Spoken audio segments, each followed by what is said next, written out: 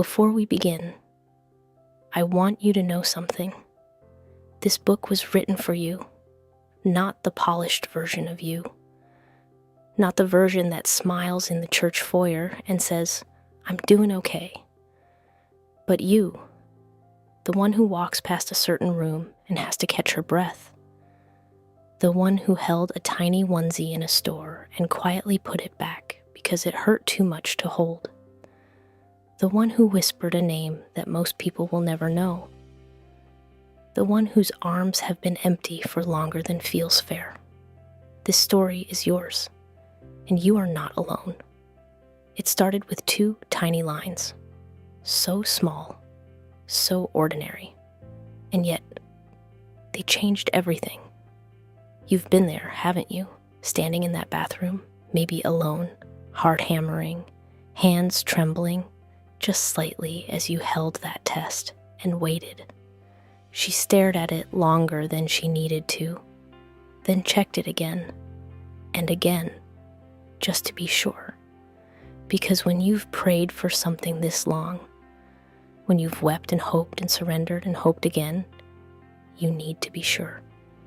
A smile spread across her face, then tears, the good kind, the hopeful kind, the kind that say, finally.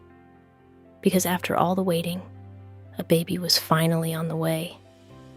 And for the first time, she whispered the words she had dreamed of saying, "Mama." In that moment, her mind began to dream. And isn't that what we do? The second that test turns positive, something unlocks inside of us that we didn't even know was there. Suddenly, we are mothers, not in body yet, but in our hearts, completely and utterly in that moment. She imagined tiny fingers wrapped around hers. She imagined bedtime stories read by lamplight, little eyelids growing heavy, a small warm body tucked against her side. She imagined first steps, those wobbly, magnificent, terrifying first steps, in the way she would cry and clap and say, "You did it, baby. You did it." She imagined a little voice saying, "Mama," for the very first time. Not the word she'd whispered alone, but the word whispered back to her. She imagined a love she'd never known, but had always prayed for. For the first time in a long time, the future didn't feel so far away. It felt close. It felt real. It felt like a promise she could hold in her heart. A promise she never wanted to let go of. She began to dream with her hands. That's what mothers do. We don't just imagine. We create. We prepare. We nest. There is something sacred about a woman preparing a room for a life she hasn't yet held. She chose soft colors, gentle light, a crib draped in the most tender fabric she could find. She folded tiny blankets with more care than she had ever folded anything. She placed a little stuffed bear in the corner of the crib and smiled, imagining the day her child would reach for it, a place for lullabies and midnight prayers, a place where her baby would be safe, loved, and always known.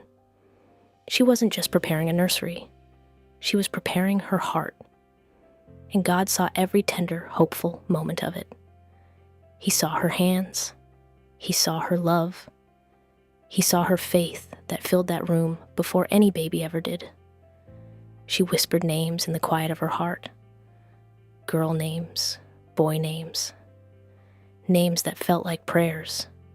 There's something so intimate about choosing a name. It's one of the most sacred acts a parent performs. To look into the unknown and say, "I will call you this. I will speak you into being. I will name you after something beautiful." She imagined how they would sound together, how they would change her world. Some names were old, handed down from grandmothers who had prayed their own prayers in their own empty rooms. Some were new, fresh, like the hope she was carrying, and some were named after the promises of God: Hannah, Eliana, Samuel, Isaiah. Each one carried love. Each one carried hope. Each one carried a dream. She wasn't just naming a baby. She was naming the future. She imagined tiny fingers and tiny toes. The first smile, that miraculous, gummy, world-changing smile that makes everything hard feel worth it. The first cry, even that she wanted. The proof of life, the sound of breath, the announcement that her child had arrived. She imagined story times and bedtime kisses. She imagined first steps and endless cuddles. A million little moments she'd only dared to dream about.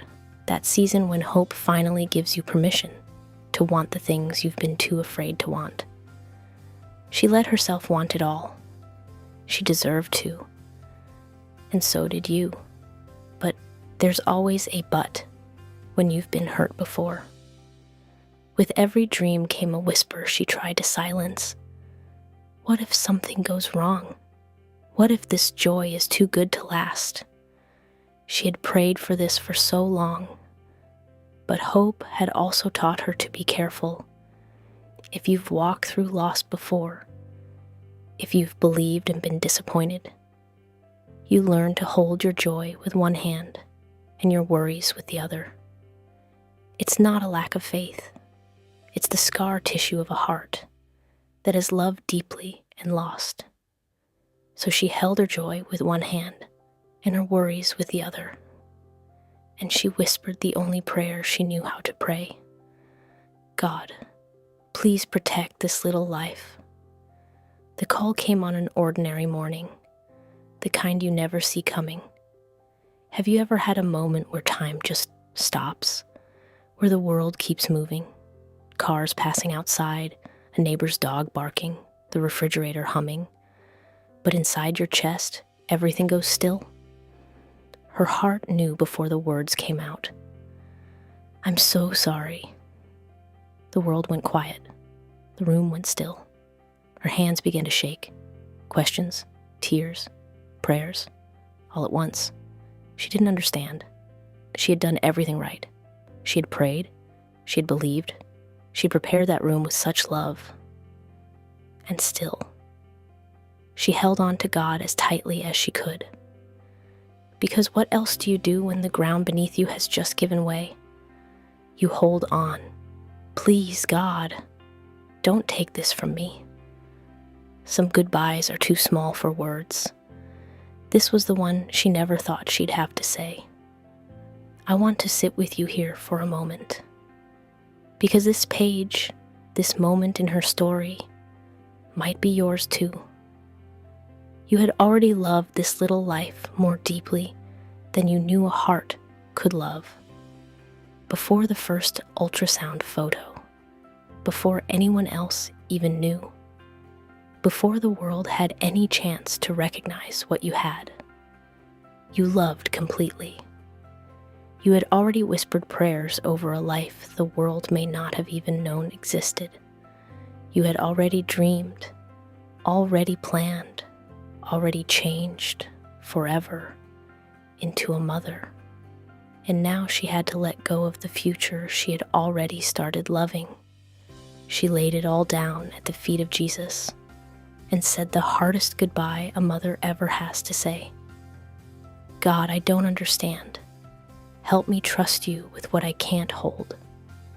She walked back into that room, the one she'd prepared with such love, the one she'd dreamed over, the one that was supposed to be filled with the sound of breathing and the smell of something new and precious. The room is quiet, but not peaceful. The crib is still, but it holds everything. Tiny dreams, big hopes, a future that won't happen. She walks in and feels the ache all over again, because some rooms were never meant to stay empty, but they do. If you have a room like this, a physical room, or a room inside your heart where you've stored all the hopes that have nowhere to go, I want you to know that God sees that room. He knows its name. He knows what was supposed to be in it. And He has not forgotten. The silence is louder than anyone realizes. That's the part no one tells you before you walk through loss. They tell you about the grief.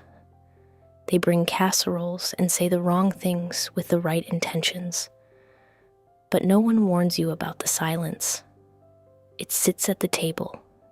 It fills the evenings. It follows her to bed. It's in the conversations that stop too soon. The way people change the subject because they don't know what to say. It's in the smiles that don't reach her. She longs for someone to say the right thing, to acknowledge what she lost, to speak her baby's name. But most days, no one says anything at all. You know this silence, don't you? The grief that lives in the gap between what you've lost and what the world is willing to hold with you. God, be near in the silence when words aren't. Why did this happen? What did I do wrong? Could I have prayed harder? Was it something I ate? Was it something I missed? If you have ever asked these questions, every single one of them, you are not alone. The questions circle in her mind like birds with no place to land. And here is what I want to say to you, with all the gentleness I have. You did nothing wrong. I know you've been told that. I know it doesn't always help, because grief doesn't operate on logic. Grief asks questions even when it knows the answers won't fix anything. The questions don't mean your faith is broken. They mean your love was real. There are no answers that make it better. Only a God who stays anyway. God, you see the questions I'm too tired to ask out loud. Hold me in the ones I can't answer. A card in the mailbox. A day she once dreamed about.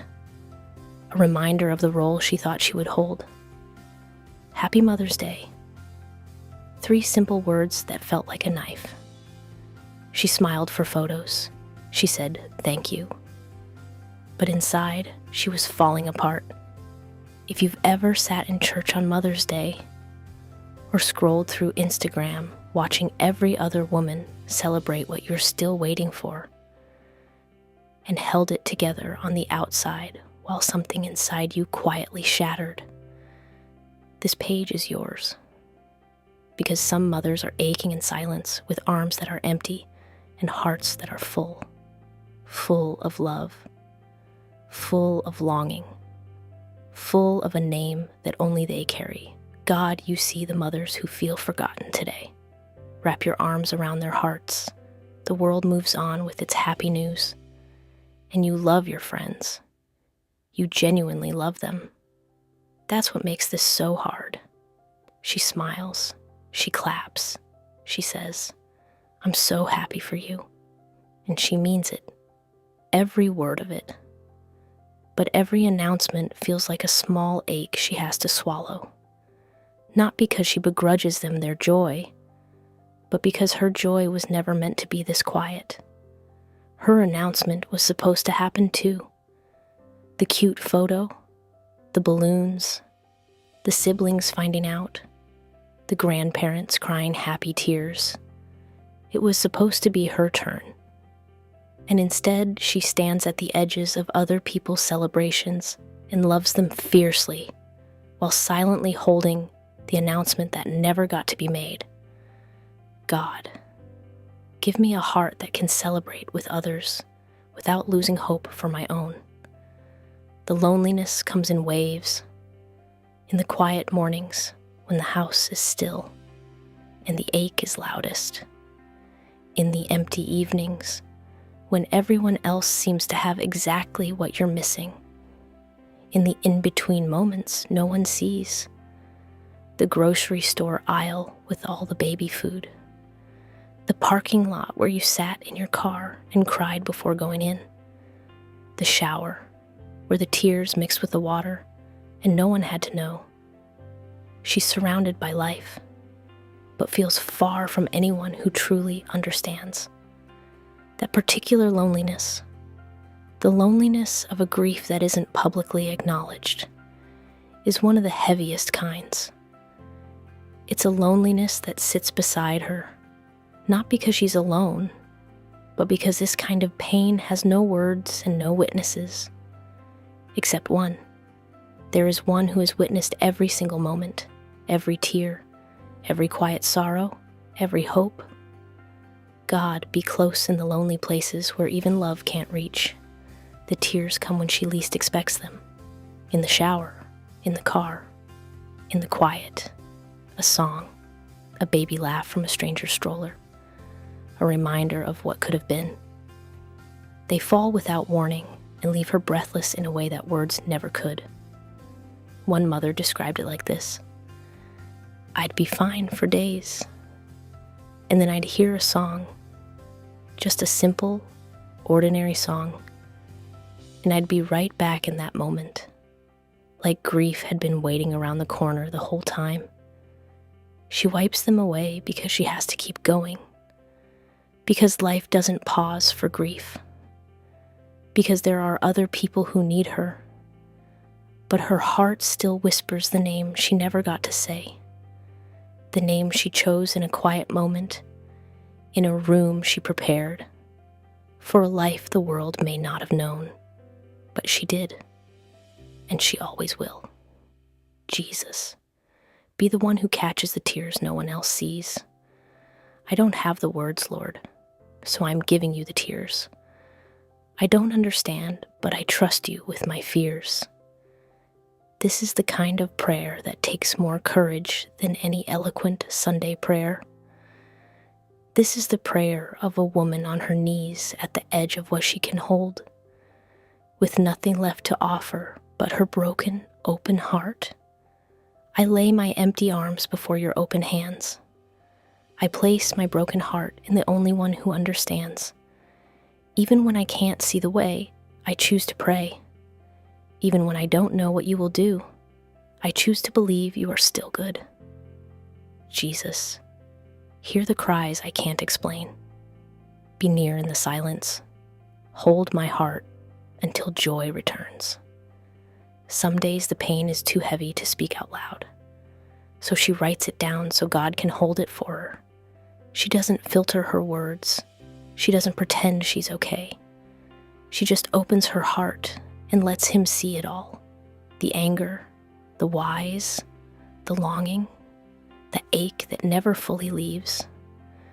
There is something powerful about writing your grief. Researchers who study loss have found that when we give language to pain, when we name it, describe it, release it, the weight of it shifts, not because the pain disappears, but because it has somewhere to go. And when the one you're writing to is the God who collects every tear in a jar, when you're writing to the one who knows every word before it's on your tongue, there is comfort in that. He already knows every part of you, and he invites you to tell him anyway. You collect my tears in a jar. Not one is wasted. Your promises are steady, even when my heart isn't. Your timing is perfect, even when I don't understand. Your plan is good, even when the waiting is hard. I may not see it now, but I believe you are working. While I hold on to hope, I hold on to your word. You said you are near to the brokenhearted. I am claiming that, right now, in this moment. I am claiming it for me. I am claiming it for every woman who is listening to these words in her car, in her bedroom, in that room. You are near to the brokenhearted. You said you give beauty for ashes. You said you make all things new. So I will wait. So I will trust. So I will believe. Your promises are yes and amen. And I am holding on. She was hurting too. Hannah. Her name means grace. But grace doesn't mean painless. Grace means God is with you in the pain. She was mocked. She was misunderstood. She was dismissed by the very priest who was supposed to minister to her. People looked at her emptiness and drew conclusions, but she went to God with her empty heart and poured it out. She wept bitterly. She was specific. She didn't pretty it up. She said, "I want a son. I want to be a mother. I am in deep anguish." And God heard her. He saw her. He remembered her. He gave her more than she had ever hoped for. The same God who heard Hannah hears you, not because you've prayed the right way, not because you've earned it, but because He is a God who sees the ones the world overlooks. I am not alone. God sees me. God knows me, and God will not forget me. The same God who heard Hannah hears me. The same God who answered her will answer me. Healing is not linear, but faith can still be steady. There will be days when you take 3 steps forward and fall 2 steps back. There will be days when a song comes on and you're back at the beginning. There will be days when someone says something innocent and it lands like a wound, and that is okay. Healing is not a straight road. It is a winding path walked one day at a time. But faith can be the anchor even when healing isn't happening yet. I choose to trust even when I can't see. I choose to believe even when I don't understand. With you beside me, I don't have to have it all figured out. You are enough. Your love is enough. And that is enough for today. I don't have the whole path figured out. I just have the next step. And that is enough. This is one of the most profound invitations in grief. You don't have to see the whole road.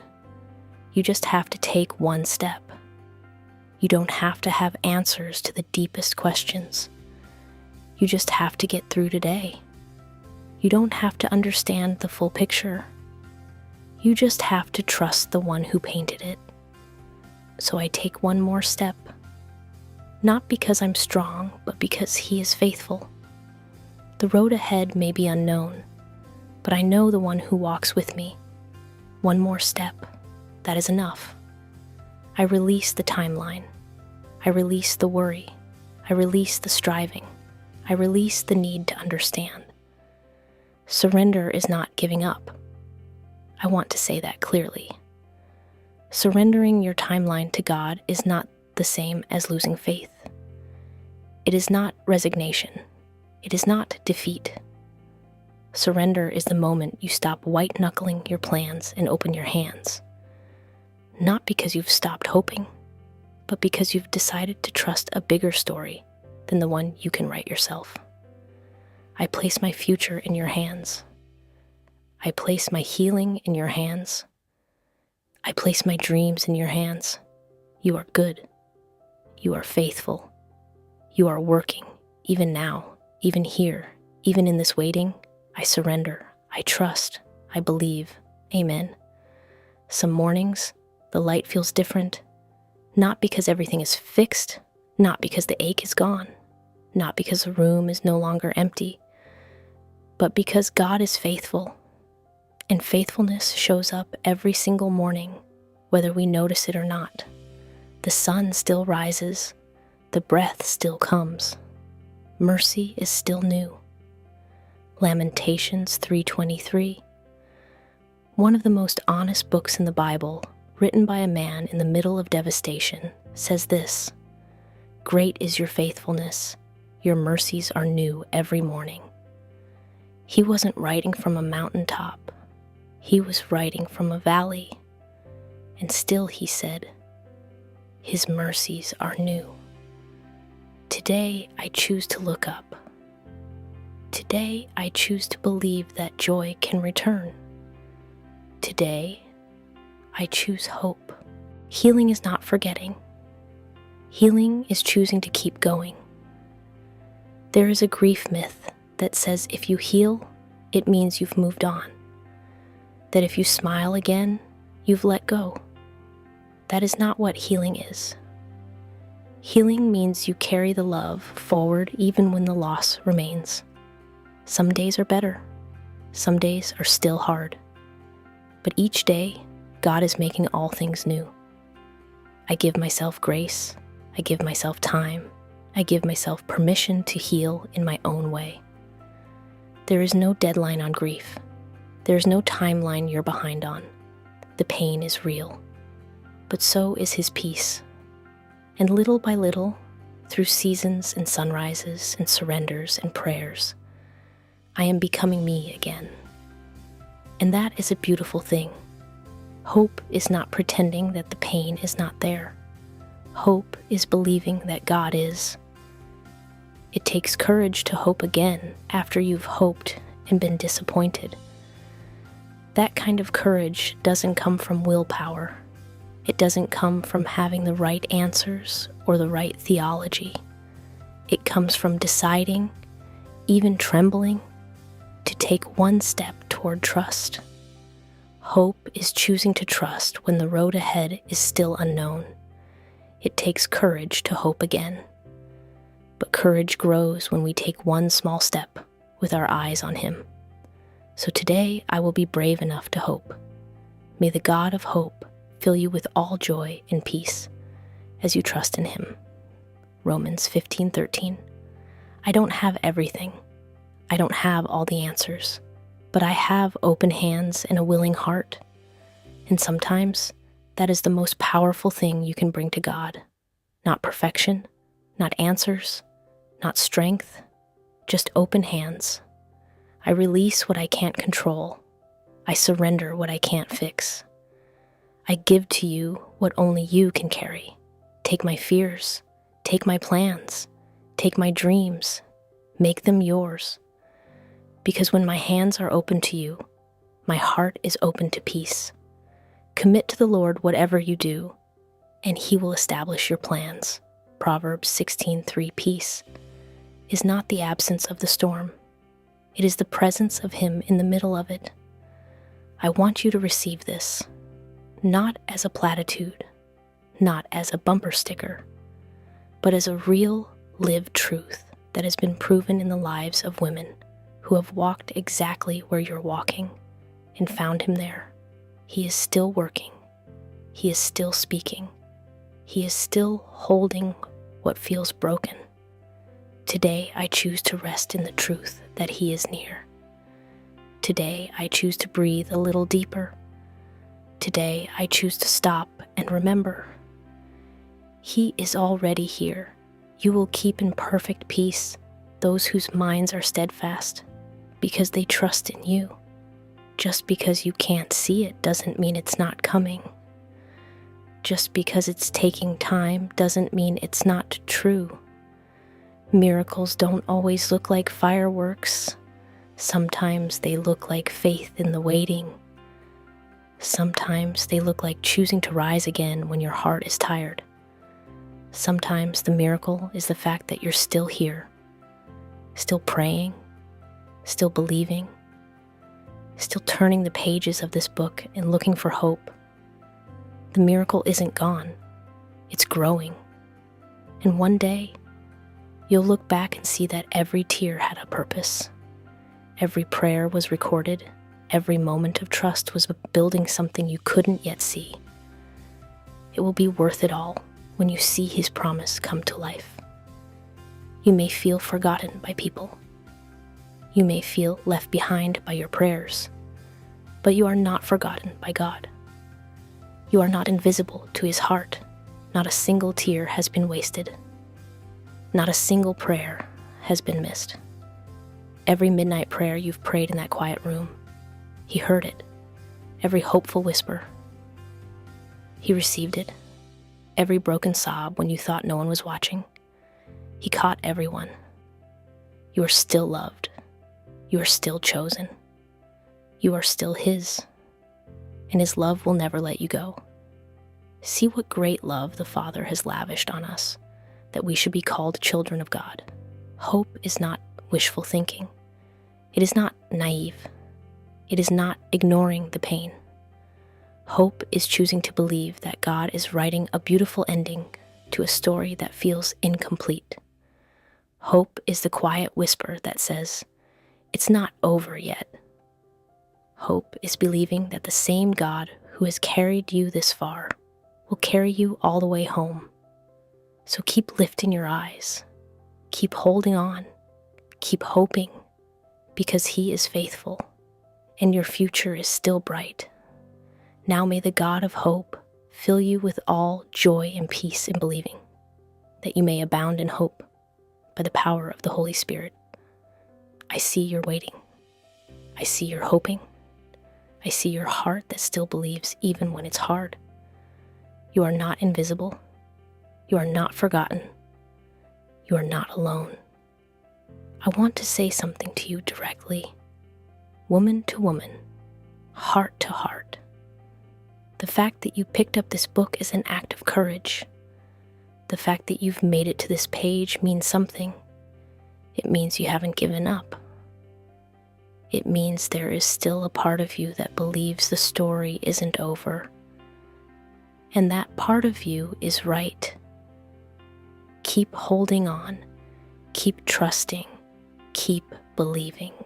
Your miracle may be closer than you think, the chapters you wish you could erase. He is rewriting them for your good. The tears you thought were wasted, He is collecting them with love. The prayers you thought went unanswered, He is preparing to fulfill them in ways you can't yet see. Your story is not over. God is still writing, and the best is yet to come. To every woman who walked through these pages and saw herself, you are seen, you are known, you are loved by a God who does not waste a single chapter of your story. The room may still be empty, the arms may still be waiting, the prayers may still feel unanswered, but the story is not over. God is still writing, and you, with your open hands and your battered hope and your tired faith that refuses to let go, you are exactly who He promised to never leave. Hold on, sweet friend. The best is yet to come for every woman whose arms were empty but whose heart still believed.